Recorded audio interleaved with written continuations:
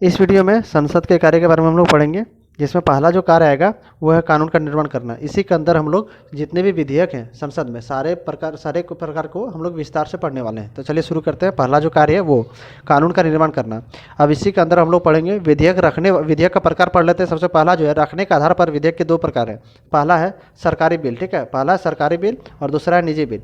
सरकारी बिल रखा है तो मंत्री द्वारा और अन्य सांसद द्वारा जो रखा है तो उसको निजी बिल बुलाया जाता है, ठीक है। अब नेक्स्ट आ जाता है विधेयक के विषय के आधार पर विधेयक के कितने प्रकार होते हैं, तो वो है हमारे पास 3 प्रकार, ठीक है, 3 प्रकार होते हैं। पहला हम लोग जो अभी पढ़ने वाले वो है साधारण विधेयक, ठीक है। तो साधारण विधेयक हम लोग पढ़ेंगे।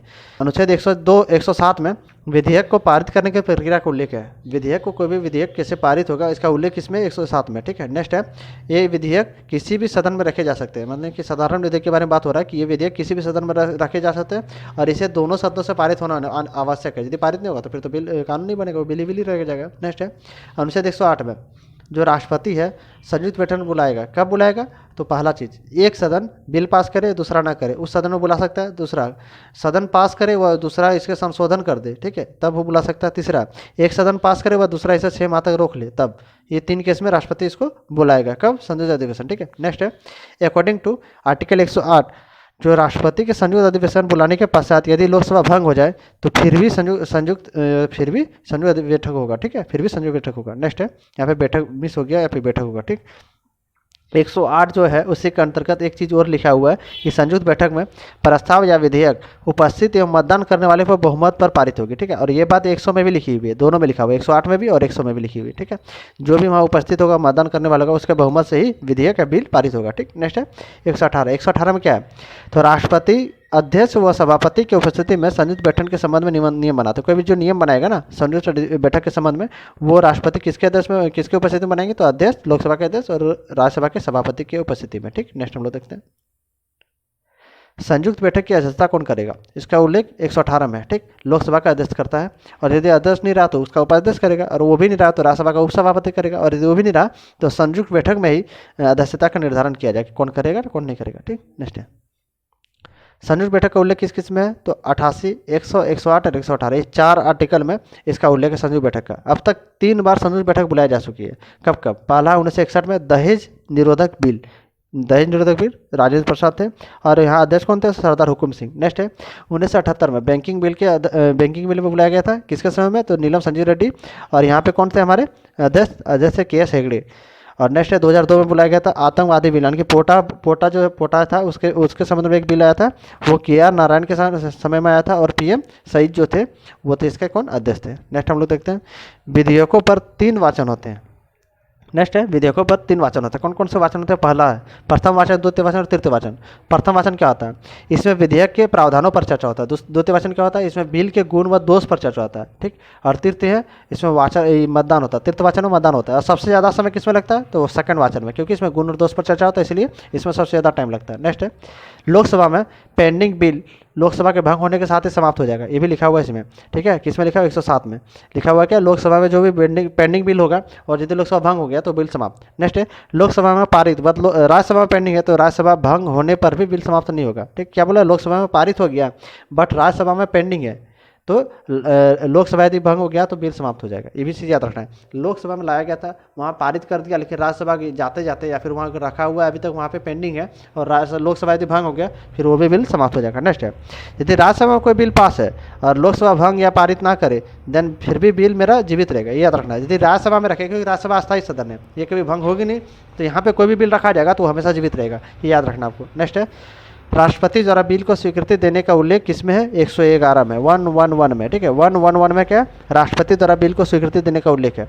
धन विधेयक को छोड़कर अन्य विधेयक को राष्ट्रपति एक बार पुनर्विचार हेतु लौटा सकता है, ठीक है। धन विधेयक को छोड़कर बाकी जितने विधेयक है सबको एक बार पुनर्विचार हेतु लौटा सकता है कौन, राष्ट्रपति। इसका भी उल्लेख आर्टिकल 111 में है, ठीक। नेक्स्ट आता है नेक्स्ट जो कार्य है संविधान का संसद का वो है संविधान संशोधन करना।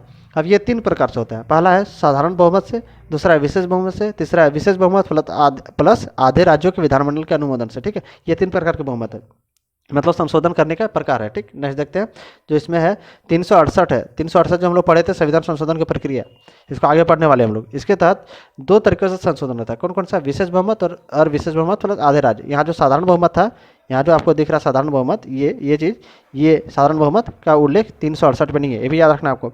डायरेक्ट क्वेश्चन ऐसे पूछ सकता है कि आर्टिकल 368 में संविधान संशोधन की कौन सी प्रक्रिया का उल्लेख नहीं है, तो साधारण बहुमत का उल्लेख नहीं है, बाकी विशेष बहुमत है, और विशेष बहुमत प्लस आधे राज्यों का विधानमंडल से अनुमोदन वाला भी उल्लेख है। नेक्स्ट देखते हैं।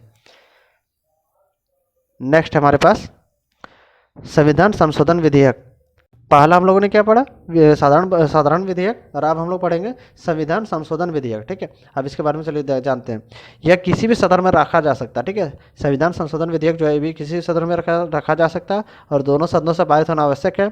विशेष बहुमत वाले प्रावधान में संशोधन हेतु संयुक्त बैठक नहीं होगी। ठीक है, विशेष बहुमत वाला जो भी प्रावधान है जिसमें विशेष बहुमत चाहिएगी उसमें संयुक्त बैठक नहीं होगा। नेक्स्ट है, अकॉर्डिंग टू 24वां संविधान संशोधन, राष्ट्रपति 368 के तहत जो संविधान बिल को अनिवार्य रूप से स्वीकृति देंगे। 24वां संशोधन हुआ था लेकिन फिर इसको हटा दिया गया। ठीक है, नेक्स्ट देखते हैं। संविधान संशोधन के संदर्भ में राज्य विधानमंडल किसी प्रकार की पहल नहीं कर सकता। ये बिल को अनुमोदित कर सकते हैं, इनकार कर सकते हैं, लेकिन संशोधन नहीं कर सकते। ठीक है, यहाँ तक समझ में आ गया होगा। राज्य विधानमंडल किस प्रकार की पहल कर सकते हैं, किसी प्रकार की पहल नहीं कर सकते। ये बिल को सिर्फ क्या कर सकते हैं, अनुमोदित कर सकते हैं और इनकार कर सकते हैं, लेकिन पहल यानी कि संशोधन नहीं कर सकते इसमें। ठीक है, नेक्स्ट हम लोग आते हैं। आधारभूत संरचना के आधार पर किसी भी संविधान संशोधन को न्यायालय में चुनौती दी जा सकती है। यदि संविधान के आधारभूत संरचना को कुछ भी हानि हुआ है, फिर कुछ भी ठेस पहुंचा है, तो उसको संविधान संशोधन को न्यायालय में चुनौती दी जा सकती है। ठीक है, नेक्स्ट हम लोग के पास आते हैं जो तीसरा कार्य है वो है निर्वाचन संबंधी कार्य। निर्वाचन संबंधी कार्य क्या कौन कौन से, देखिए, राष्ट्रपति का निर्वाचन करना, इनको चुनाव करना, मनोनीत सदस्य में भाग नहीं लेते। उपराष्ट्रपति का चुनाव कराना भी इसी का कार्य, मनोनीत सदस्य में भाग लेते हैं। नेक्स्ट है राज्यसभा के उपसभापति और लोकसभा के अध्यक्ष और उपाध्यक्ष, इसको भी चुनता है। कौन इसको चुनता है, स्वयं से चुन लेते हैं लोग। ठीक है, नेक्स्ट हम लोग आते हैं चौथा जो कार्य है उनके बारे में जानते हैं। बजट पारित करना, ये भी कार्य है किसका, संसद का ही। तो संविधान में बजट शब्द का उल्लेख कहीं भी नहीं है, याद रखना। और इसके लिए वार्षिक वित्तीय विवरण शब्द का उल्लेख है। कहाँ पे है, तो 112 में, 112 आर्टिकल में वार्षिक वित्तीय विवरण शब्द का उल्लेख है, बजट शब्द का उल्लेख नहीं है।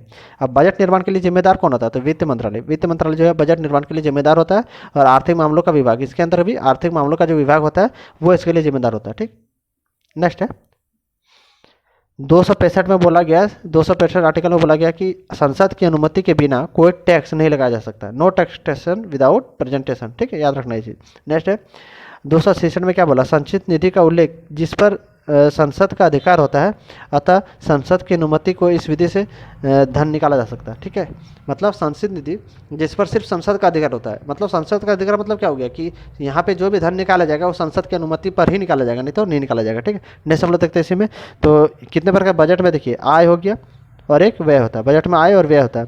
तो आय जो है एक कर से हो सकता है और एक गैर कर से हो सकता है, इसका उल्लेख आर्टिकल 265 पे है। ठीक, नेक्स्ट है व्यय जो है, व्यय क्या हो सकता है, एक भारित होगा एक अभारित होगा, एक भारित होगा एक अभारित होगा, तो उसका उल्लेख है आर्टिकल 266 में। ठीक है, 1950 में। उसके बाद है सर्वाधिक बार सबसे ज़्यादा बजट कौन पेश किया है, तो वो है मोरारजी देसाई 10 बार, पी चिदम्बरम 9 बार, प्रणब मुखर्जी 8 बार। ठीक है, पहले वित्त मंत्री जिसने राज्यसभा का सदस्य होते हुए भी बजट रखा, प्रणब मुखर्जी, याद रखना है। राज्यसभा का सदस्य हुए भी आपको बजट रखा था कब, 1982-83 में। ठीक, नेक्स्ट आता है हम लोग धन विधेयक। विधेयक हम लोग दो प्रकार पढ़ चुके। तीसरा विधेयक है धन विधेयक। धन विधेयक को जानते हैं, इसका परिभाषा 110 में दिया हुआ। धन विधेयक का परिभाषा 110 में, इसके अनुसार किसी कर को लगाना, कर की दर में वृद्धि, कमी करना अथवा किसी कर को समाप्त करना, ये सभी धन विधेयक के अंतर्गत ही आता है। ठीक है, यह तो समझ में आ गया होगा। नेक्स्ट है उधार लेना और देना, ये भी धन विधेयक है। संचित निधि पर किसी व्यय को भारित व्यय घोषित करना। भारित मतलब क्या हो गया, जिस पर संसद सिर्फ बहस कर सकती है, वोटिंग नहीं कर सकती, याद रखना। भारित अब तक 3 से 4 बार यूज हो चुका है। इसका मतलब क्या होता है, जिस पर सिर्फ संसद बहस करेगी लेकिन वोटिंग नहीं हो सकता इसमें। ठीक है, नेक्स्ट देखते हैं संचित निधि से धन निकालना भी धन विधेयक के ही अंतर्गत आते हैं। नेक्स्ट है अथवा जुर्माना से जो भी संबंधित होगा विधेयक, वो मनी बिल के अंतर्गत नहीं आएगा, याद रखना। मनी बिल के अंतर्गत ये नहीं आएगा। इसका उल्लेख इसमें 110(2) में। नेक्स्ट है 110(3) में क्या लिखा है, कोई भी धन विधेयक है या नहीं, इसका निर्धारण कौन करेगा, तो लोकसभा का अध्यक्ष करेगा। ठीक है, और इसका निर्णय अंतिम होगा। ये जो बोल दिया कि धन विधेयक है तो है, नहीं है तो नहीं है। ठीक, नेक्स्ट देखते हैं आर्टिकल 110 का 4, लोकसभा से पारित होने पर लोकसभा का अध्यक्ष बिल को मनी बिल सर्टिफाइड कर देते हैं, मतलब प्रमाण पत्र दे देते हैं उसको कि ये मनी बिल है। नेक्स्ट 109 में धन विधेयक के संबंध में विशेष प्रावधान दिया गया है। ठीक है, वो प्रावधान को हम लोग जान लेते हैं। सबसे पहला चीज़, इसे सबसे पहले राज्यसभा में नहीं रखा जाएगा। इसका इसका सीधा सा अर्थ है कि मनी बिल को सर्वप्रथम लोकसभा में रखा जाएगा। लिखा हुआ ये है संविधान में, लेकिन इसका सीधा सा अर्थ बनता है कि मनी बिल जो है सर्वप्रथम लोकसभा में रखा जाएगा। लोकसभा से पारित मनी बिल को राज्यसभा में 14 दिन में पारित करना पड़ता है, नहीं तो वह स्वतः पारित हो जाएगा। यदि राज्यसभा यदि पारित नहीं करे तो 14 दिन के भीतर वो स्वतः पारित हो जाएगा। नेक्स्ट है, राज्यसभा द्वारा किया गया संशोधन लोकसभा मानने को बाध्य नहीं है। यदि राज्यसभा कोई संशोधन कर देती है बिल में तो लोकसभा उसे मानने को बाध्य नहीं है। ठीक है, मान भी सकती है, नहीं भी मान सकती है। नेक्स्ट है धन विधेयक। धन विधेयक जिसका चर्चा अनुच्छेद 110 का 1 में है को लोकसभा में रखने से पूर्व राष्ट्रपति की स्वीकृति लेनी होगी, भी याद रखना है। इसका आर्टिकल 117 में उल्लेख है। जो भी धन विधेयक है उसको लोकसभा रखने से पहले आपको राष्ट्रपति से स्वीकृति लेनी होगी। अब इसको प्रोसीड्यूर देख लेते हैं। कोई बिल आया, बिल को लोकसभा के पास गया, फिर वो क्या करे, इसको मनी बिल का नाम देगा, फिर उसको राष्ट्रपति स्वीकृति देगा, फिर ये बिल सर्टिफाइड होगा, कहाँ पे जाएगा, लोकसभा के अध्यक्ष के पास। वो धन विधेयक को सर्टिफाइड कर देंगे, फिर वो जाएगा राज्यसभा के पास, फिर वहाँ जाके वो यदि पारित करेगा फिर कानून बन जाएगा, और नहीं भी पारित करेगा तो 14 दिन के भीतर स्वतः पारित हो जाएगा और कानून बन जाएगा। नेक्स्ट जो विधेयक है हमारे पास वो है विनियोग विधेयक। विनियोग विधेयक के बारे में पढ़ते हैं, जिसको इंग्लिश में अप्रोप्रिएशन बिल भी बोलते हैं। एप्रोप्रिएशन बिल भी बोलते हैं। नेक्स्ट है 114 में इसका उल्लेख है, विनियोग विधेयक का उल्लेख 114 में। यह बिल अनुच्छेद 113 में बताए गए वह किसी वार्षिक वर्ष के दौरान व्यय की गई पूर्ति हेतु संचित निधि से धन निकालने के लिए लाया जाता है संसद में। ठीक है, नेक्स्ट है सरकार संसद को अनुमोदन के बाद ही संचित निधि से धन निकालने दे सकती है। इसे याद हो गया, अनुमोदन के बाद, यदि उसको अनुमोदित करेगा मतलब उसको अप्रूवल देगा तभी संचित निधि से धन निकाल सकता है। नेक्स्ट है आर्टिकल 115। इसमें क्या बोला गया, तो अनुपूरक अतिरिक्ति व अतिरिक्त अनुदान का उल्लेख 115 में। विनियोग विधेयक द्वारा दिया गया धन महंगाई बढ़ने के कारण कम पड़ जाता है, तो जिससे काम रुक जाता है, अतः काम पूरा करने हेतु अतिरिक्त अनुदान दिया जाता है। इसका उल्लेख 115 में। ठीक है, नेक्स्ट हम लोग देखते हैं लेखानुदान क्या होता है। वोट ऑन अकाउंट जिसको बोलते हैं अंग्रेजी में, लेखानुदान होता क्या है।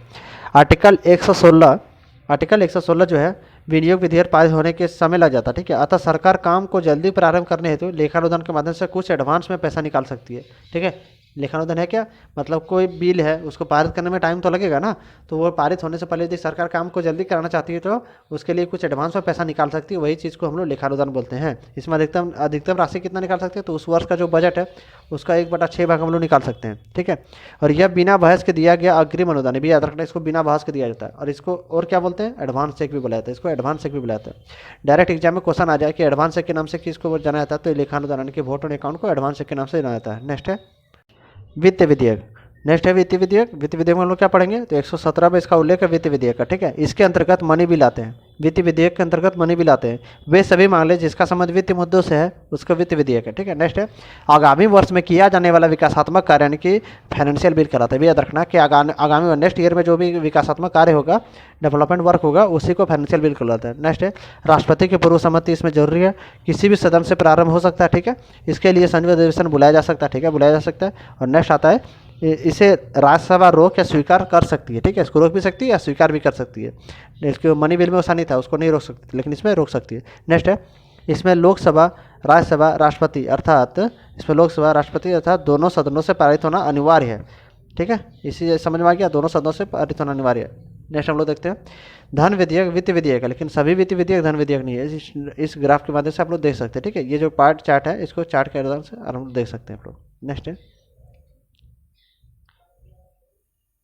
दो प्रकार के जो फाइनेंशियल बिल है उसको हम लोग पढ़ लेते हैं। 117 एक में एक है, 117 दो में है। ठीक है, दोनों को हम लोग ध्यान से देखते हैं। पहला चीज़ है जो पहला जो बिल है फाइनेंशियल बिल ए और फाइनेंशियल बी, तो जो पहला ए है उसके बारे में राष्ट्रपति की पूर्व सिफारिश इसमें जरूरी होती है, और जबकि इसमें जरूरी नहीं होती है। राज्यसभा इसमें संशोधन स्वीकार कर सकती है। ठीक है, पहला वाला। दूसरा को इसको भी कर सकती है। नेक्स्ट है लोकसभा जो है अध्यक्ष अप्रूवल इसमें जरूरी नहीं है, लेकिन इसमें भी नहीं है। सेम है, इसे पहले लोकसभा में रखा जाता है, याद रखना, इससे पहले लोकसभा में रखा जाता है और इसे किसी भी सदन में रखा जा सकता है। ठीक, फाइनेंशियल बिल एक को लोकसभा में रखा जा सकता है, फाइनेंशियल बिल को दो को किसी भी सदन में रखा जा सकता है। और एक क्या अंतर था, इसमें राष्ट्रपति की पूर्व सिफारिश चाहिए, इसमें राष्ट्रपति की पूर्व सिफारिश नहीं चाहिए। ठीक है, आशा करता हूँ यहाँ तक सब लोगों को समझ में आ गया होगा। अब मिलते हैं नेक्स्ट वीडियो में, तब तक के लिए thank you, take care, bye bye.